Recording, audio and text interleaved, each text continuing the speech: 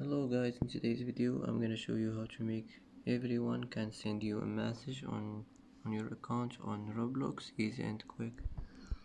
First click settings, now click privacy,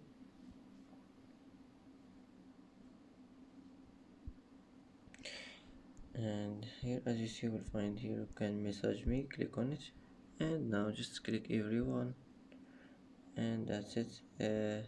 It's saved successfully. And that's how to make everyone can send you a message on your account on Roblox, And easy and that's it quick. for today's video. If you like this video, don't forget to like and don't forget to subscribe. I hope this video is helpful for you, and thanks for watching until the end, and see you in the next video.